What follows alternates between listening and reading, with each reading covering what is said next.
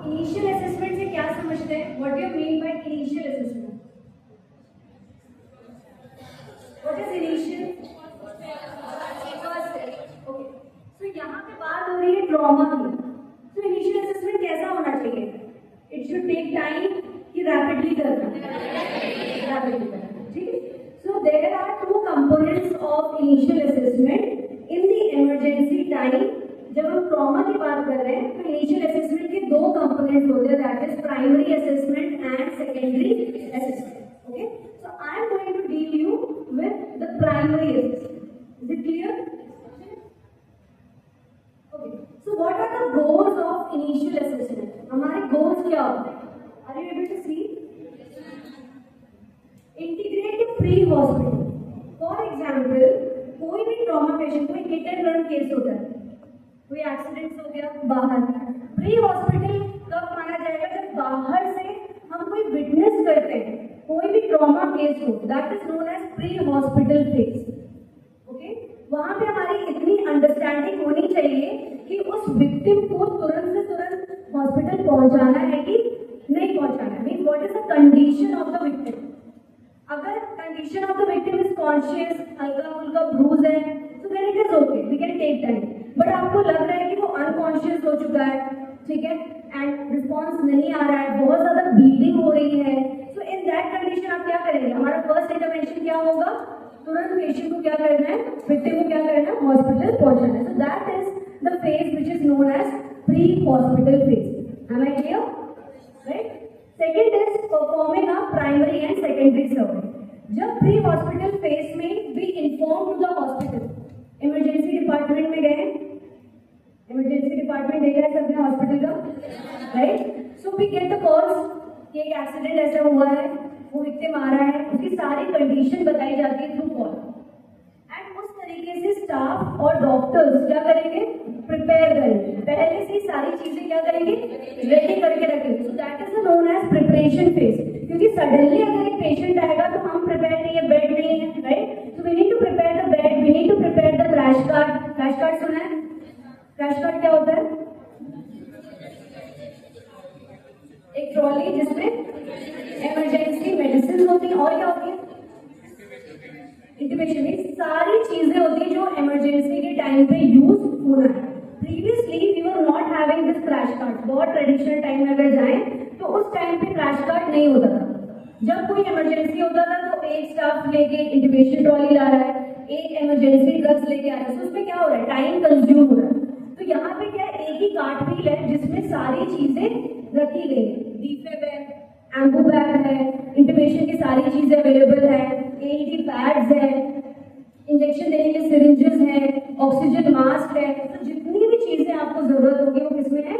Crash card. तो वो भी रेडी होनी चाहिए, राइट। तो इसीलिए प्री हॉस्पिटल फेज में अगर हम फेस करते हैं एज अ विटनेस किसी भी विक्टिम को, तो हमारी प्रायोरिटी क्या होनी चाहिए? हमें एसेस करना है उसकी कंडीशन। अगर आप उसको फर्स्ट एड देना चाहते हो तो देन उस विक्टिम को छोड़ के नहीं जाना है, राइट। यहाँ पे रिसेंटली केसेस आपने सुने होंगे, जैसे गुड़गांव में एक केस हुआ था, राइट, कि जहाँ पे जस्ट गुरुद्वारा से आ रहे थे दो फैमिलीज थे। तो उसमें एक फैमिली एसयूवी में थी, एक स्कूटर में थे, ठीक है। उन्होंने हिट कर दिया था। तो जो स्कूटर वाला मतलब ही फेल डाउन, उसको बहुत ज्यादा इंजरी हुआ था, राइट। तो वो अब जो एसयूवी जो चला रही थी दैट पर्सन, उन्होंने क्या किया? सामने एम्स था लेकिन उन्होंने क्या किया? वो अपने कोई नॉन हॉस्पिटल में लेके गए। कंडीशन क्या थी? पेशेंट की बहुत ज्यादा बुरी थी, राइट। तो उसमें क्या करना है? अर्ली हमारा काम क्या है? रैपिड उसको इंटरवेंशन पहुंचाना है। तो हमने जितना ज्यादा डिस्टेंस आप कवर करोगे उसके, आप समझोगे नहीं उसकी सीवियरिटी कितना है, तो वो अल्टीमेटली क्या? Attempt murder, right. So that's why we have to see that कि विक्टिम का कंडीशन कैसा है। विक्टिम की कंडीशन के अकॉर्डिंग आपको जजमेंट करना है कि जितना मेरे से हो सकता है बाहर उतना केयर प्रोवाइड करें एंड जल्द से जल्द पेशेंट को हॉस्पिटल लेके आए, specifically the trauma centre, right, जहाँ पे उसको इमीडिएट असेसमेंट मिले। सेकेंड, हॉस्पिटल का ड्यूटी क्या है? कि वो प्रिपरेशन करे एंड प्राइमरी और सेकेंडरी असेसमेंट के लिए रेडी है, ठीक है। Then comes recognise all injuries. Head to toe पूरा देखना है पेशेंट को, कहीं भी कोई external as well as internal कोई इंजरी है कि नहीं।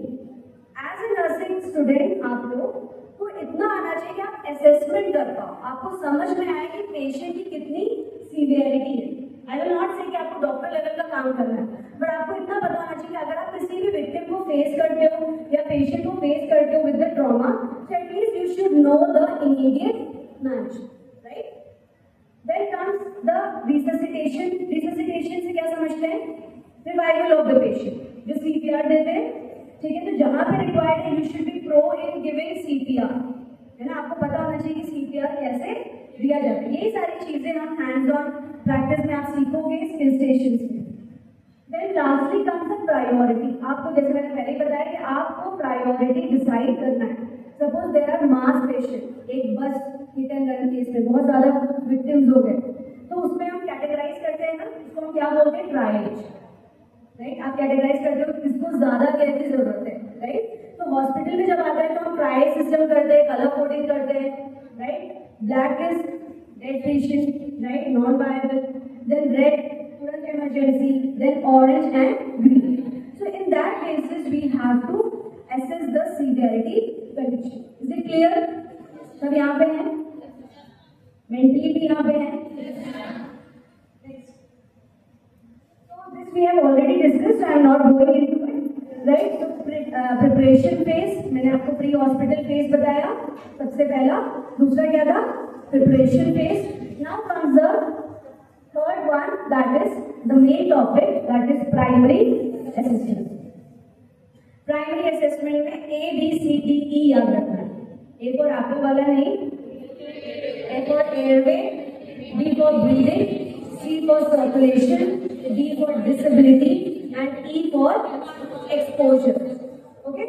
We will go in detail कि कैसे आपको assessment करना है। So airway में क्या लिखा हुआ है? Airway maintenance with cervical spine control. अब यहाँ पे हमें प्रिज्यूम कर लेना, हमें यही सोचना है कि ट्रॉमा केस है, उसको स्पाइनल इंजरी हुआ हो, राइट? तो हम उसको क्या करेंगे? इमोबिलाइज करेंगे। अगर किसी का भी एयरवे ओपन करते हैं तो क्या तरीका होता है एयरवे ओपन करने का? क्या बोलते हैं? Headed chill lift, right? So headed chill lift दे सकते हैं क्या ट्रॉमा में? क्या हो? बिल्कुल नेक एक्सटेंशन हो रहा है, तो सर्वाइकल स्पाइन कंट्रोल किया क्या हमने? नहीं किया। तो इस कंडीशन में सिर्फ और सिर्फ क्या करना है? जॉ थ्रस्ट मैन्यूवर, यहाँ पे सपोर्ट करना है, कॉलर लगाना है, ठीक है, ताकि उसका स्पाइन इमोबिलाइज रहे। आप एयरवे भी इंपॉर्टेंट है, बट उसका सर्वाइकल स्पाइन भी कंट्रोल में रखना है, ठीक है। बी का मतलब क्या है? Breathing, like ventilation and oxygenation, ठीक है, ये एक सीक्वेंस है, इसी सीक्वेंस में जाए। सी का मतलब सर्कुलेशन, राइट? सर्कुलेशन कैसे है? डिसेबिलिटी का मतलब होता है उसका कॉन्शियस लेवल कितना है। देन प्यूपल रिएक्शन जो मेन होता है, जिससे हम डिक्लेयर भी करते हैं पेशेंट डेड है कि नहीं है, right?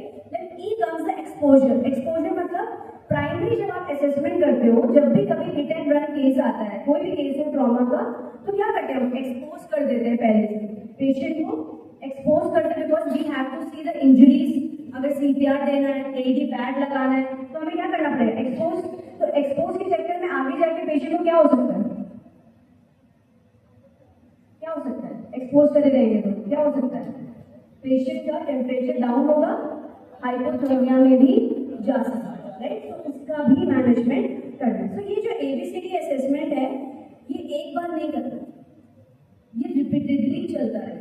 You have to do the ABCD assessment, reassess करते रहना, ठीक है। हो सकता है अभी एयरवे क्लियर हो, बाद में क्या हो सकता है? एयरवे ना क्लियर, ठीक है। So that's why we have to do the repeated assessment.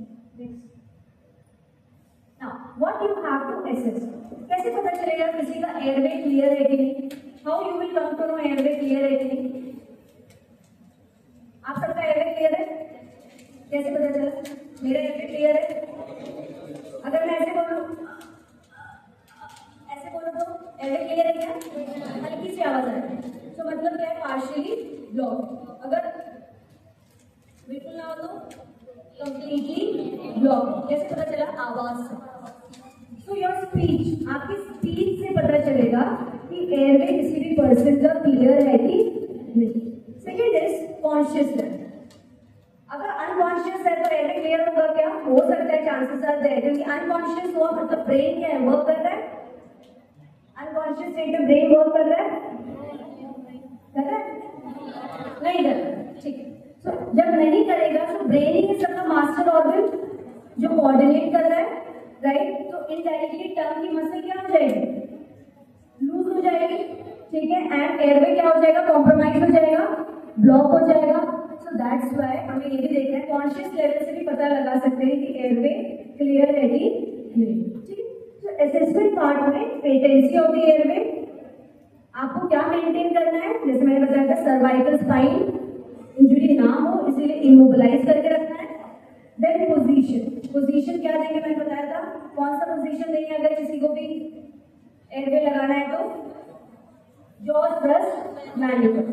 Head to chin lift method नहीं यूज करेंगे क्योंकि इनडायरेक्टली आप उसको क्या कर रहे हो? सर्वाइकल स्पाइन इंजरी कर सकते हैं।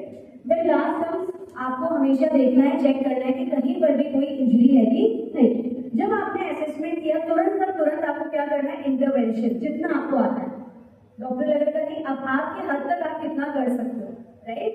तो सबसे पहले इंटरवेंशन क्या होगा? Jaw thrust. Then comes position जो आपने दिया। अब कभी कभी क्या होता है? सिक्रीशंस आते हैं बहुत ज्यादा, राइट। तो आपको क्या करना रहेगा?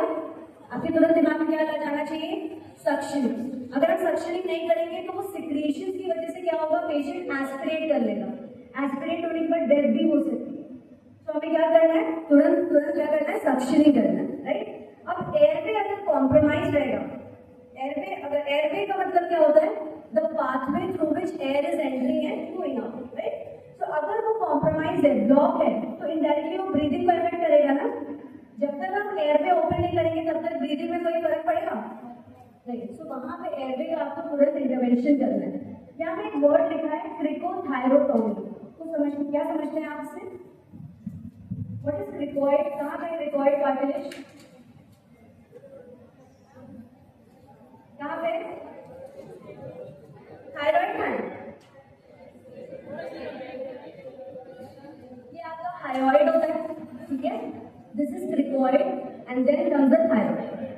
तो ट्रेकियोस्टोमी अलग चीज है, क्रिकोथायरोटोमी अलग चीज है, ठीक है। ट्रेकियोस्टोमी कहाँ पे होता है? ट्रेकियल रीजन में।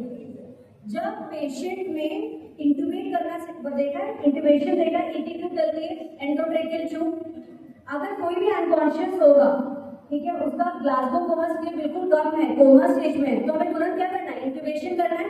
जब डॉक्टर इंटुबेशन करने की कोशिश कर रहे हैं उस दौरान उन्होंने देखा कि उनको सही से दिखाई नहीं दे रहा है अंदर कि वो डाल सके ईटी ट्यूब को, तो क्या करेंगे? वो क्रिकोथायरोटोमी भी कर सकते हैं। तो यहाँ पे एक नीडल से क्रिकोथायरोटोमी करते हैं जिसके द्वारा एक ट्यूब जाती है ताकि तुरंत उसको हम ब्रीदिंग इनिशिएट कर सके, उसके एयरवे को ओपन कर सके। वो इमेज से आपको क्लियर होता है, ठीक है। Is it clear now? Airway में क्या क्या चीजें ध्यान रखनी है, right. Next comes breathing. Breathing pattern देखना है हमारा। ब्रीदिंग पैटर्न कैसा है? अभी आप कोई एफर्ट्स ले रहे हो क्या ब्रीथ करने में? ऐसे ले रहे हैं? तो जब कभी किसी का एफर्ट्स दिखता है मतलब उसको ब्रीदिंग में क्या है? इश्यू है, राइट। सेकेंड, दोनों लंग्स एक साथ क्या करते हैं? एक्सपैंड और रिकॉइल, एक्सपैंड एंड रिकॉइल करते हैं। अगर सिर्फ एक लंग्स करेगा उसका मतलब क्या है? क्या वो सही चल रहा है? Lungs no. उस कंडीशन को हम बोलते हैं फ्लेल चेस्ट। क्या बोलते हैं? Flail chest. जब एक लंग्स जस्ट वर्क कर रहा है और दूसरा लंग वर्क नहीं कर रहा है, तो सिमेट्रिकल चेस्ट मूवमेंट होना जरूरी। सिमेट्री मतलब एक सिमेट्री के साथ ही एक्सपेंशन और रिकॉइल होना जरूरी है। तो अगर एक ही लंग्स कर रहे हैं that is also not good, ठीक है। अब आपने देखा होगा एब्डोमिनल रेस्पिरेशन, बच्चों में देखा है जब सांस लेते हैं तो एब्डोमिन भी करता है, वो एडल्ट्स में नॉर्मल है क्या? नहीं, राइट। हम जब एक्सपैंड करते हैं तो डायफ्राम क्या जाता है? Goes down. जब हम लंग्स एक्सपैंड करते हैं डायफ्राम कहाँ जाता है? ठीक है। जब रिकॉइल होता है तो डायफ्राम अप, ठीक है। तो एक साथ मूवमेंट होती है ना, ठीक है।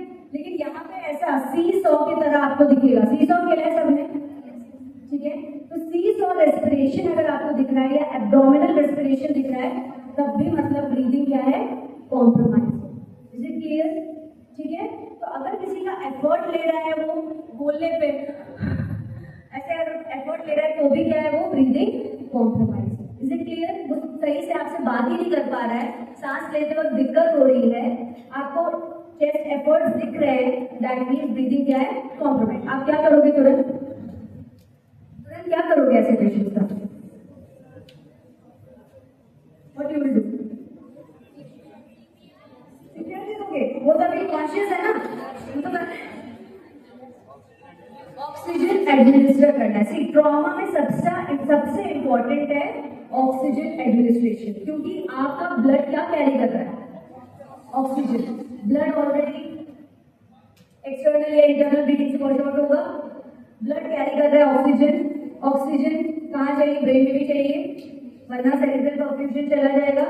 तो इसीलिए सबसे पहले उसको ऑक्सीजन डिलीवर करना जरूरी है। तो अगर कॉन्शियस पेशेंट आपको दिख रहा है एफर्ट लेते हुए, तो नॉर्मल एज अ नर्स हम ऑक्सीजन फेस मास्क बोल सकते हैं, ठीक है। आपको डॉक्टर्स बोल सकते हैं एनआरबी लगाने के लिए, नॉन रीब्रीदर मास्क, आपको बताना चाहिए, जिसमें एक रिजर्वॉयर होता है जिसको आप ऑक्सीजन से कनेक्ट करते हो फ्लोमीटर से, 8 to 15 लीटर्स पे करते हो, वो बैग फिल होना चाहिए, तब आप पेशेंट पे लगाते हो। तो उसमें प्रॉपर ऑक्सीजन डिलीवर हो जाता है, लगभग मोर देन 90% पेशेंट रिसीव कर सकता है। Is it clear? ठीक है, oxygen is very important. Then thoracotomy. Thoracotomy से क्या समझते हैं? Thorax and chest, opening of the thorax is known as thoracotomy. ये कब जरूरत पड़ सकती है? न्यूमोथोरैक्स सुना है? कभी चेस्ट ट्रॉमा होता है ना, स्टीयरिंग व्हील से लग गया, ठीक है, कुछ गनशॉट इंजरी हो गया, राइट। इन दैट कंडीशन क्या हो सकता है? लंग्स के आउटर मेम्ब्रेन को क्या बोलते हैं? Very good, pleural membrane, right. Back side से भी आंसर चाहिए, ठीक है। तो वहां तक आओगे, ठीक है। तो प्लूरल मेम्ब्रेन, प्लूरल मेम्ब्रेन के कितने लेयर्स होते हैं? 2 लेयर्स, राइट। उसके बीच में क्या होता है? प्लूरल कैविटी होती है। प्लूरल कैविटी खाली होती है, प्लूरल फ्लूइड होता है, विसरल एंड पैराइटल प्लूरल होता है, उसके बीच में प्लूरल कैविटी है। फ्रिक्शन ना हो इसलिए उसमें होता है प्लूरल फ्लूइड 5 to 15 ml, है ना। अगर वो पैराइटल या विसरल में से कोई भी एक मेम्ब्रेन में इंजरी हो जाए तो क्या होगा? प्रेशर गड़बड़ा जाएगा, ठीक है, हीमोस्टैसिस इम्बैलेंस हो जाएगा, तो बाहर से अंदर हवा जा सकती है, राइट। जो इंटरनल प्रेशर है वो बना हुआ था, लेकिन वहां पे क्या हो गया? इंजरी हो चुकी है, तो प्रेशर अब गड़बड़ हो चुकी है। प्रेशर कहाँ से कहाँ जाती है? High to low. तो एयर एंट्री अगर एक्सेसिव हो जाए प्लूरल कैविटी, उसको हम क्या बोलते हैं? न्यूमोथोरैक्स। न्यूमो का मतलब एयर, थोरैक्स मतलब pleural cavity according to chest. Haemothorax क्या होगा? Blood, excessive blood collection into the pleural cavity, right. तो जब प्लूरल कैविटी में कितना ही चाहिए था हमें? 5 to 15 ml। अब एक्सेसिव हो जाएगा तो क्या होगा? लंग्स पे प्रेशर पड़ेगा, ब्रीथिंग प्रॉपर हो जाएगी नहीं, है ना। रैपिड ब्रीथिंग करने की कोशिश करें, लंग्स के बीच में क्या है? हार्ट है, हार्ट लेफ्ट साइड नहीं, हार्ट बीच में, ठीक है। सो हार्ट में क्या होगा? कॉम्प्रोमाइज होगा, हार्ट को भी प्रेशर देगा ना वो, तो एकदम से रैपिड उसका क्या होगा? हार्ट रेट बढ़ जाएगा स्टार्टिंग, है ना। Body try to compensate. So in this condition में अगर ये ऐसा ही कंडीशन रहा तो पेशेंट को हो सकता है condition can convert into critical, जिसको हम बोलते हैं टेंशन न्यूमोथोरैक्स। टेंशन क्या होती है? स्ट्रेस। तो अंदर ही अंदर क्या होगा? स्ट्रेस बिल्डअप हो जाएगा, पेशेंट की कंडीशन डेथ तक भी हो सकती है। तो ऐसे कंडीशन में डॉक्टर आपको तुरंत बोलेंगे थोरैकोटॉमी के लिए या फिर चेस्ट ट्यूब ड्रेनेज के लिए प्रिपेयर करो, आर्टिकल्स को क्या करो? प्रिपेयर करके लेके आओ, क्योंकि वहां पे या तो आपके जो मीन्स वर्टिब्रास हैं उसमें V5 या V6 एयर कैसे जाती है? ऊपर की तरफ, तो V2 V3 V4 के बीच में होगा, ठीक है। अगर फ्लूइड्स कैसे जाते हैं? नीचे की तरफ, तो V5 V6 के बीच में वो इंसर्ट करते हैं चेस्ट ट्यूब और उसको कनेक्ट करते हैं ताकि एक्सेसिव जो था वो निकल जाए। क्लियर? ये सब इमरजेंसी में होता है, राइट। तो यू शुड नो कि ये कंडीशन अगर आपको दिख रहा है पेशेंट की कंडीशन चेस्ट ट्रॉमा के साथ है तो उसको न्यूमोथोरैक्स होने के चांसेस हैं। So you should be prepared कि ये डॉक्टर बोलेंगे तो मुझे प्रिपेयर करके लेके आना, राइट। नेक्स्ट कम्स इंट्यूबेशन, जो मैंने बताया।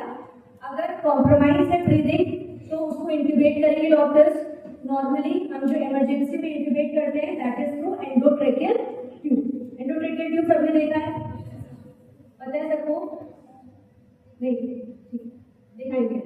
एंडोट्रेकियल ट्यूब होता है, ये नाम याद रखना, जब स्टेशंस में आओगे तब मैं दिखाऊंगी कि what is an endotracheal tube, ठीक है? तो एंडोट्रेकियल ट्यूब इमरजेंसी में इंट्यूबेट करते हैं, जो कि डेफिनेटिव एयरवे बोलते हैं। क्या बोलते हैं इसको?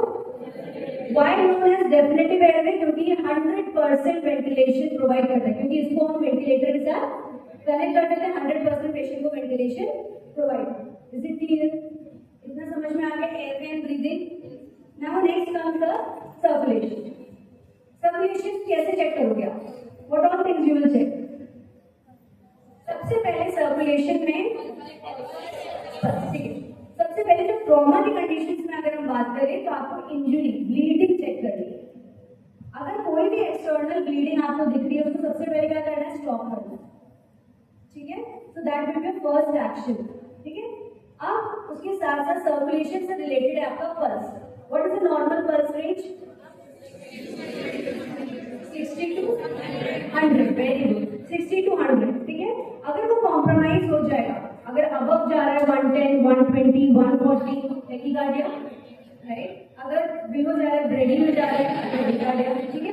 सो that's why we have to check the pulse range. आपको समझ में आना चाहिए कि नॉर्मल नहीं है। कभी दिखता पेशेंट नॉर्मल है, बट जब आप पल्स चेक करते हो तो इमीडिएट इंटरवेंशन आपको तुरंत डॉक्टर को बताना है, ठीक है?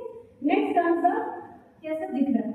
पेल है, ठीक है? अगर उसका फेस और एक्सट्रीमिटीज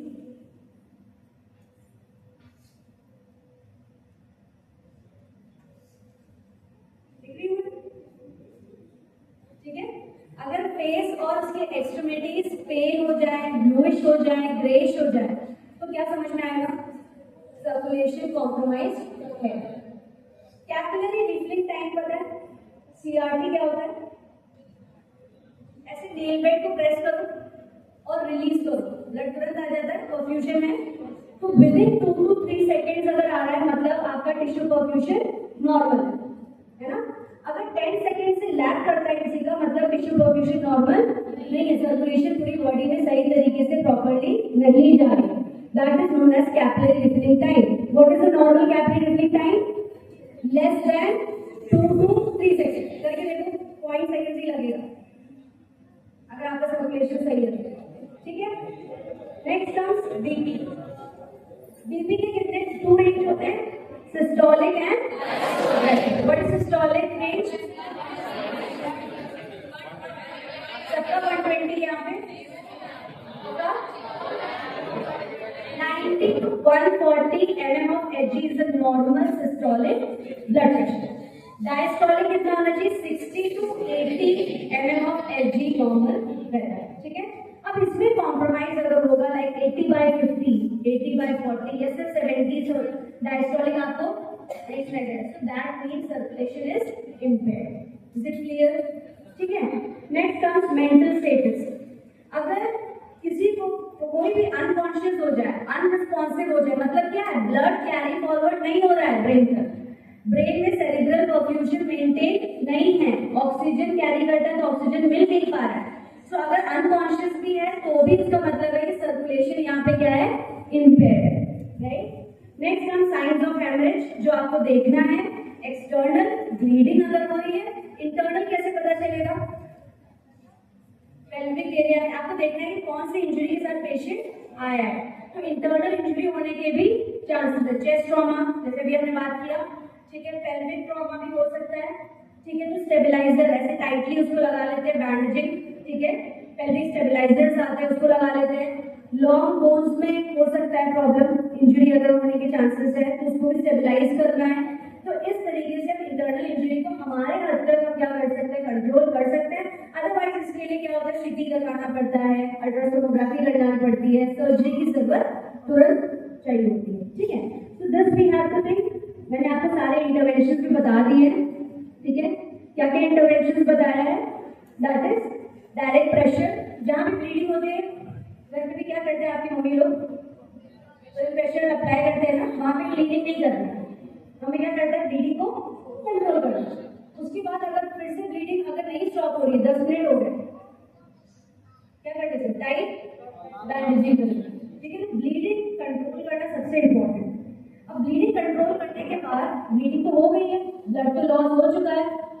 बॉडी में नहीं है, तो ब्रेन हार्ट को क्या बोलेगा, कम करो। तो आपको हार्ट रेट क्या दिखता है, पहले टेकिकार्डिया, ठीक है, लेकिन ब्लड तो है नहीं, तो आपका बीपी क्या हो जाता है, यूरिन आउटपुट क्या हो जाएगा, रोक लो, यूरिन आउटपुट भी, ठीक है। तो हमें क्या देना पड़ेगा, रिप्लेसमेंट देना पड़ेगा, रिससिटेट करना पड़ेगा थ्रू आईवी फ्लूइड। कौन सा आईवी फ्लूइड देंगे ऐसे कंडीशन में, आर सिंगल लैक्टेट या एनएस, ठीक है, 1 लीटर तक दे सकते हैं। अगर फिर भी कॉम्प्रोमाइज है तो ज्यादा फ्लूइड्स नहीं देना है, फ्लूइड ओवरलोड होने के चांसेस है। 1 लीटर देना है, फिर डॉक्टर असिस्ट करते हैं कि कोई मेडिकेशन स्टार्ट करनी है कि, right. Then comes blood transfusion के लिए भी प्रिपेयर होना है, ब्लड लॉस हुआ है, तो सबसे पहले हम जो फ्लूइड देते हैं, जैसे आरएल और एनएस बताए, इसको हम बोलते हैं क्रिस्टलॉइड। क्रिस्टलॉइड सोल्यूशन अभी फिलहाल के लिए दे रहे ताकि ब्लड में एक वॉल्यूम रहे, ठीक है। उसके बाद अगर ब्लड में वॉल्यूम मेंटेन करने के लिए हम क्या करते हैं, ब्लड ट्रांसफ्यूजन के लिए प्रिपेयर करते हैं। इतना आपको इंटरवेंशन पता होना चाहिए, circulation. Next comes the disability. Disability का मतलब आपको चेक करना है उसका कॉन्शियस लेवल। कैसे करेंगे चेक, तुरंत चेक करने के लिए हम करते हैं ABPU, अलर्ट है क्या, आपसे नॉर्मली बात कर रहा है मतलब वो अलर्ट है, आप उसको बुला रहे हो, जब बुलाया तब वो उसने आंखें खोली या रिस्पॉन्स कर रहा है, मतलब वर्बल से वो रिस्पॉन्स कर रहा है। अगर जब वर्बल से रिस्पॉन्स भी नहीं कर रहा है, hello sir are you okay, कोई रिस्पॉन्स नहीं आ रहा है, तो आपने क्या किया, पेनफुल स्टिमुलाई दिया। जब पेनफुल स्टिमुलाई दिया, चिकोटी नहीं काटनी, ठीक है, पेनफुल स्टिमुलाई या तो नेल बेड प्रेस करना है, स्टर्नम में प्रेशर देना है, यहाँ पे प्रेशर दे सकते हैं। जब आपने दिया और 10 to 30 सेकेंड्स में पेशेंट रिवर्ट कुछ भी रिस्पॉन्ड कर रहा है, मतलब पेनफुल स्टिमुलाई से रिस्पॉन्ड कर रहा है। अगर उससे भी नहीं कर रहे मतलब अनरिस्पॉन्सिव। ABPU, ये इमरजेंसी के टाइम पे हम ये वाला यूज करते हैं, अलर्ट, वर्बल, पेनफुल स्टिमुलाई और अनरिस्पॉन्सिव। जब डिटेलिंग में जाते हैं that is Glasgow coma scale, जिसमें आप आई रिस्पॉन्स, वर्बल रिस्पॉन्स और मोटर रिस्पॉन्स चेक करते हैं। देन आपको चेक करना है pupil size and reactivity torch से। टॉर्च साइज, जब साइज चेक करना है, you have to put it in the side, good light source होना चाहिए, आपको देखना है कि कितना साइज, डायलेटेड तो नहीं है, बहुत ज्यादा कॉन्स्ट्रिक्टेड पिन पॉइंट प्यूपिल तो नहीं है, राइट। और रिएक्टिविटी, लाइट से रिएक्टिव, एकदम आंख के ऊपर नहीं लगाना है, इस तरह बाहर से अंदर की तरफ लेके आना और चेक करना है कि वो कॉन्स्ट्रिक्ट हो रहा है कि नहीं, ठीक है। This is the important thing for the disability. Is it clear? Disability में क्या चेक करना है, ABPU and pupil size and reactivity, that's it, ठीक है। Next comes exposure. ये मैंने पहले आपको बता दिया, आपने पेशेंट को क्या किया हुआ, एक्सपोज करके रखा है, सो पेशेंट का जो हाइपोथैलेमस है वो वर्क नहीं कर सकता थोड़ा टाइम के बाद, and it can lead to hypothermia, right.